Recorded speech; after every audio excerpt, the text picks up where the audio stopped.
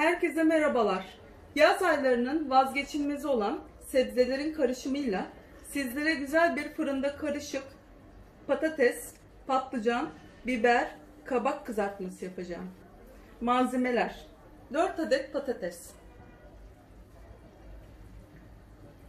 3 adet patlıcan, 2 adet kabak, 2 adet kapya kırmızı biber, 3 adet yeşil biber, 250 gram kadar kıl biber, 6 adet orta boy domates, sosu için bu, 1 çay bardağı zeytinyağı, 1 baş sarımsak, 1 yemek kaşığı tuz.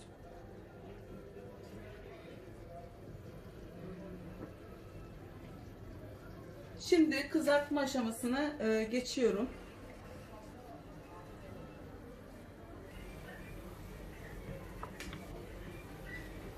Evet, şimdi ilk önce sosumuzu yapmakla başlayacağım. İlk önce domates sosumu yapacağım. O yüzden ilk önce domates sosumla başlayacağım. Domates sosumu yapmak için bu şekilde ilk önce blenderımdan geçireceğim.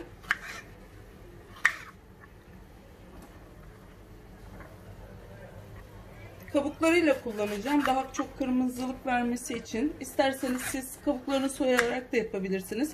Rendeleyerek de yapabilirsiniz.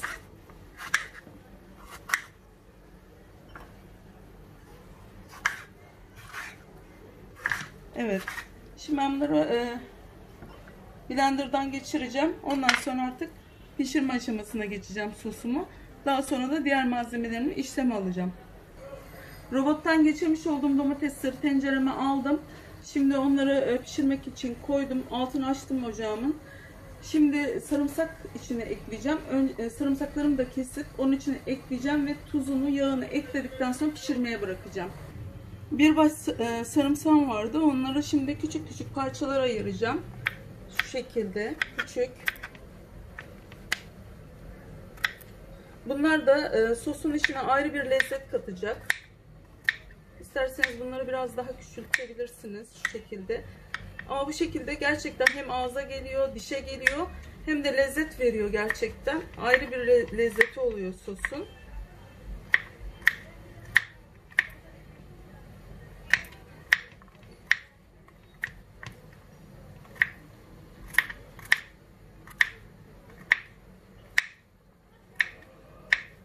Bu mutlaka yaz aylarında yapılması gereken bir kızartma. Çünkü hem daha hafif oluyor hem daha az yağ çekiyor. Yani hiç yağ çekmiyor aslında. Çok az yağlı, fırında sağlıklı bir kızartma. Diyet yapanlar bile bunu her türlü tüketebilir. Çünkü içine zeytinyağı kullanıyorum.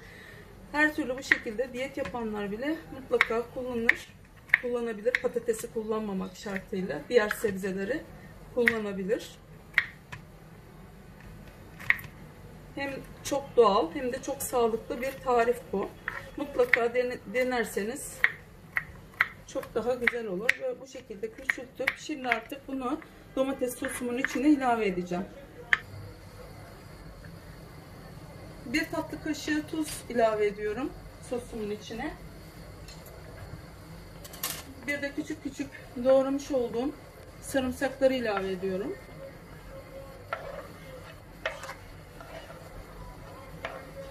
Bunlar gerçekten çok lezzet veriyor sosun içine. Ben soslarımda mutlaka kullanıyorum. İlk baştaki tarifte ben karabiberi söylemedim ama isterseniz karabiber de ekleyebilirsiniz bu sosun içine. Karabiber de gerçekten çok lezzet veriyor. Bir de zeytinyağı vardı. Zeytinyağını da ilave edeceğim şimdi. Evet, buraya da şu şekilde göz kararı hemen hemen 2 yemek kaşığı kadar zeytinyağı, çok fazla gerekmiyor. 2 yemek kaşığı kadar zeytinyağı ekledim.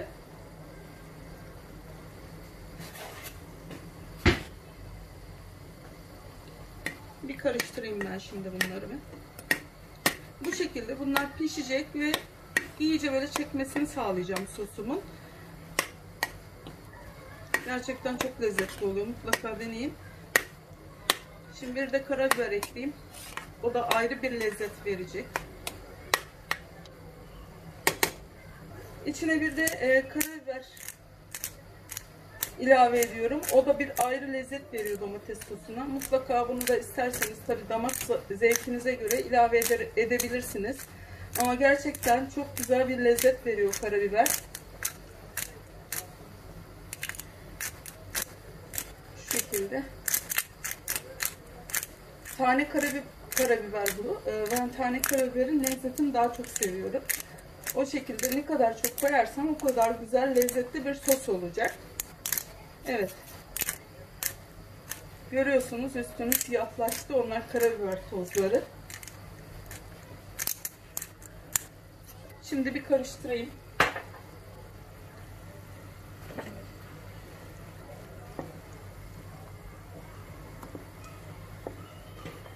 Evet.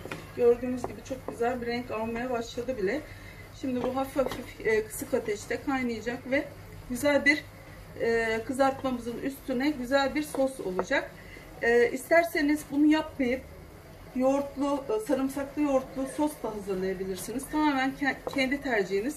Ama ben her ikisini birden yapıyorum her yaptığımda. Çünkü hem yoğurtlu sarımsaklı sosu seviyorlar. Hem de bu şekilde domates sosunu da ayrı bir seviyorlar. İkisini birleştirip de yiyebilirsiniz. İkisi de çok lezzetli oluyor gerçekten. Bu şekilde pişiriyorum. Ben bunu bırakıyorum artık. Şimdi patateslerimi fırına atacağım. Patateslerimi doğramaya başlayacağım.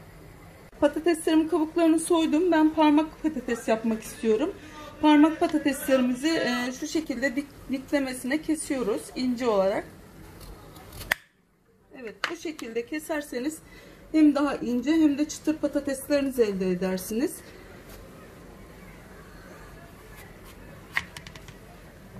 Evet, bu şekilde.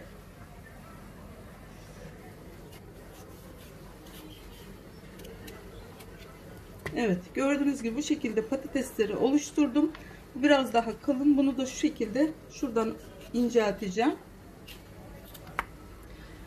Bunu da ben bu şekilde doğruyorum. İsterseniz boylamasına doğrayabilirsiniz. Bu şekilde uzun olmasını istiyorsanız, kısa olmasını istiyorsanız da bu şekilde doğrayabilirsiniz. Küçük küçük daha güzel oluyor. Ben hep bu şekilde yapıyorum. Böyle ince patatesler elde ediyorum.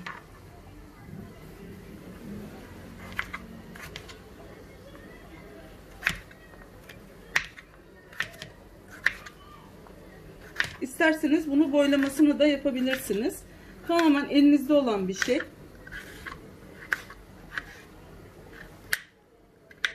Evet.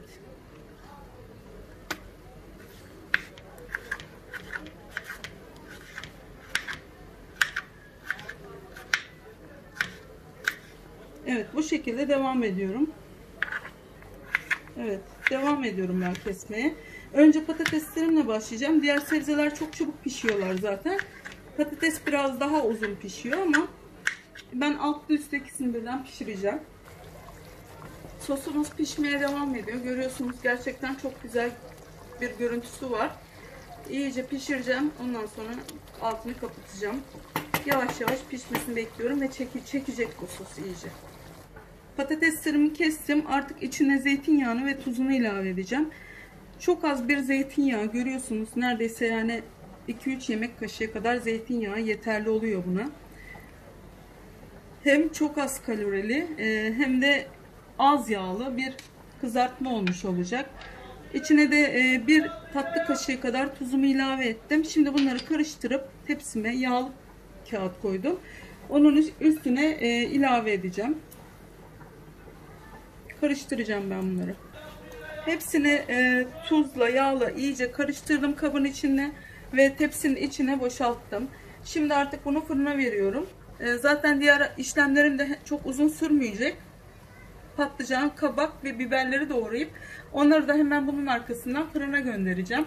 Alt üstü pişireceğim. Patatesleri fırına koydum. Şimdi artık pişirme aşamasında fırının kapağını kapatıyorum. Kabaklarımla başlayacağım ilk önce. Kabaklarımın tepelerini alıyorum önce. Kabakların başlarını aldım. Bir de şu uç kısımlarını alacağım.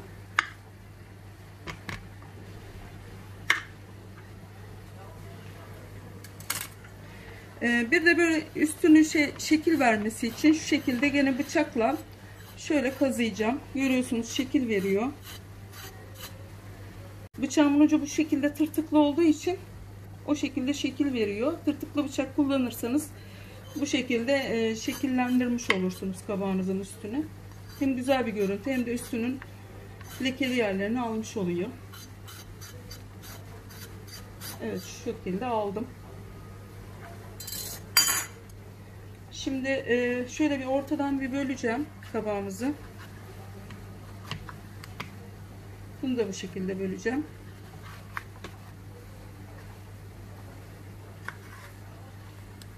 Artık doğrama aşamasına geçiyorum bunu da. Kabak çok çabuk pişiyor. Patlıcanlarla birlikte zaten aynı oranda pişmiş olacak. Kabak, patlıcan ve biberler aynı oranda pişiyorlar. Patlıcan biraz daha çabuk pişebilir ama kabak biraz daha geç pişiyor ama hepsi de aynı eşit şekilde pişiyorlar. Patlıcanımı da bu şekilde kestim alacalı olarak. Şimdi böyle bir ortadan böleceğim.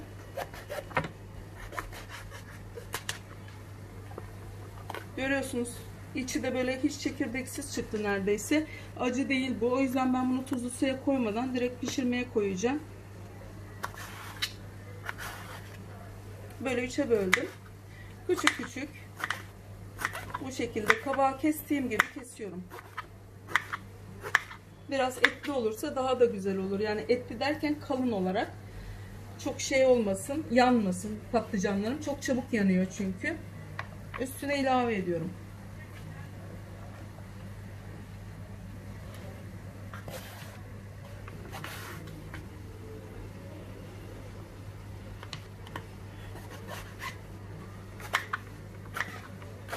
Evet, görüyorsunuz içi bembeyaz pamuk gibi çıktı.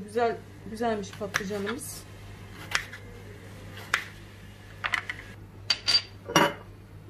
Patlıcanları ben bitirdim. Şimdi artık zeytinyağı üzerine ilave ediyorum. Patlıcan yağı sever. O yüzden biraz fazla koyacağım buna. Üstüne de tuzu sevmez yalnız patlıcan. Çok fazla tuzu sevmez. Bir tatlı kaşığı kadar tuz ilave edip hepsini birden karıştıracağım artık. Patlıcanlarla kabakları bu şekilde yaptım. Üstüne biberlerini de ilave edip artık fırına göndereceğim. Patateslerimiz fırında pişmeye devam ediyor. Kabaklarla patlıcanları ben altına attım. Şimdi biberleri de ayrı olarak atmaya karar verdim. O şekilde devam edeceğim. Kırmızı kapya biberlerimin çekirdeklerini çıkardım ben. Şimdi artık yıkadım tekrardan. İri iri doğruyorum. Çünkü bunlar küçülecek pişince fırında. O yüzden çok küçük yapmaya hiç gerek yok. Böyle iri iri yapabilirsiniz. Gerçekten bu kapya biber kızartmaya ayrı bir tat veriyor. Yeşil biberleri de şu şekilde yapıyorum. Gene onları da iri iri. Çünkü çok küçülüyorlar fırında. O yüzden ben iri olmasını istiyorum. Biberleri de ayrı bir şekilde yapacağım. İçine biraz yağ ilave edeceğim. Çok fazla değil. Üstüne de biraz tuz ilave ediyorum. Biraz karıştırıp bunu da fırına gönderiyorum.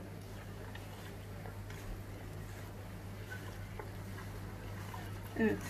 Çok güzel bir kızartmamız olacak. İnşallah. Gerçekten güzel bir lezzet bu. Hem de çok hafif. Mutlaka deneyin derim.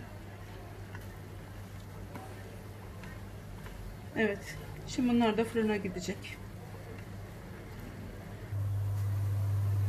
Evet, biberlerimi de koydum. Patatesler üstte. Patlıcanla kabak ortada. Biber de en altta. Hepsiyle dönüşümlü olarak çevirerek pişireceğim artık. Sosumuz oldu. Altını kapattım. Artık hepsi bittikten sonra sosla beraber buluşturacağım. Patlıcan ve kabaklarımız pişti. Patateslerimiz de pişti. Biberleri birazcık pişiriyorum. En son koyduğum için onlar birazcık daha pişirmek istiyorum. Gördüğünüz gibi çok güzel oldular. Patateslerimiz de pişti. Şimdi artık biberleri bekliyorum. Biberler çıktıktan sonra hepsini bir araya getirip soslamasını yapıp bitmiş oluyor işlemim. Patateslerimiz arkadaşlar, kızartmamız hazır vaziyette. Biberlerimiz pişti. Patateslerimiz bütün malzemeleri pişirdim. Görüyorsunuz, hepsi mükemmel bir şekilde piştiler. Şimdi artık soslama aşamasına geçiyorum. Soslamayı da tamamen üstüne dökeceğim ama isterseniz şekil vererek de dökebilirsiniz. Ben şekil vererek dökmek istiyorum. Şu şekilde şöyle dökeceğim. Gerçekten çok lezzetli oldu. Mutlaka bu tarifi hafif olması açısından ve zorluk çekmemek açısından deneyin. Ben çok severek yapıyorum bunu. Çünkü hem hafif hem de çok besleyici bir kızartma. En azından yağın başında, ocağın başında bu sıcakta uğraşmıyorsunuz. Sadece fırında pişiriyorsunuz ve daha pratik. Ben pratik yemekleri daha çok tercih ediyorum. Çünkü hem daha lezzetli oluyor pratik yemekler, hem de daha sağlıklı oluyor.